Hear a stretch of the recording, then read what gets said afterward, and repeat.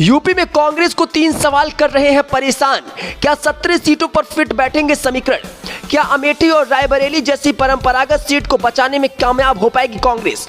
लगातार vote percentage का गिरता ग्राफ कांग्रेस पार्टी के अस्तित्व को दे रहा चुनौती।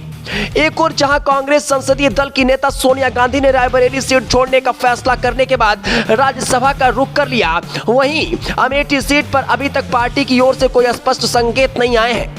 यूपी कांग्रेस के चीफ अजय राय समेत केंद्रीय नेतृत्व के नेता भले ये दावा कर रहे हो कि रायबरेली और अमेठी लोकसभा सीट से गांधी परिवार का ही कोई शख्स चुनाव लड़ेगा, लेकिन अभी तक कहीं ऐसी कोई सुगबुगाहट नहीं है।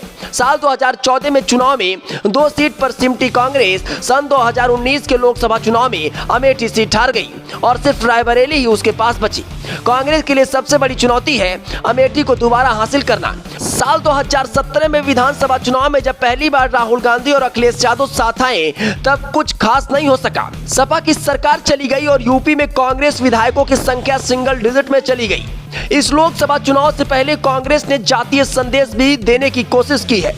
एक और जहां अजय राय को यूपी कांग्रेस का मुखिया बनाया है, तो वहीं अविनाश पांडे को प्रभारी। दूसरी ओर पार्टी ने मुस्लिमों को साधने की कोशिश भी की है। ओबीसी वोटर्स को अपने साथ लाने के लिए कांग्रेस सपा के साथ है और यूपी में सपा ने कांग्रेस को 17 सीटें दी है। ऐसे में यह देखना दिलचस्प होगा कि ये किसे कैंडिडेट चुनती है। वैसे ये 3 सवाल हैं।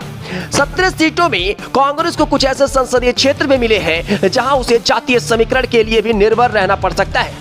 ऐसे में सबके लिए प्रश्न सबसे पहला ये है कि वो उम्मीदवार का चयन किस आधार पर करेगी, जातीय समीकरण के खांचे में वो फिट बैठ सके।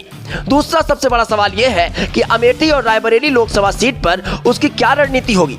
अगर गांधी परिवार के किसी शख्स ने चुनाव लड़ने से इनकार कर दिया, तो वो ऐसा क्या करेंगी जिससे उनके गढ़ बच सके।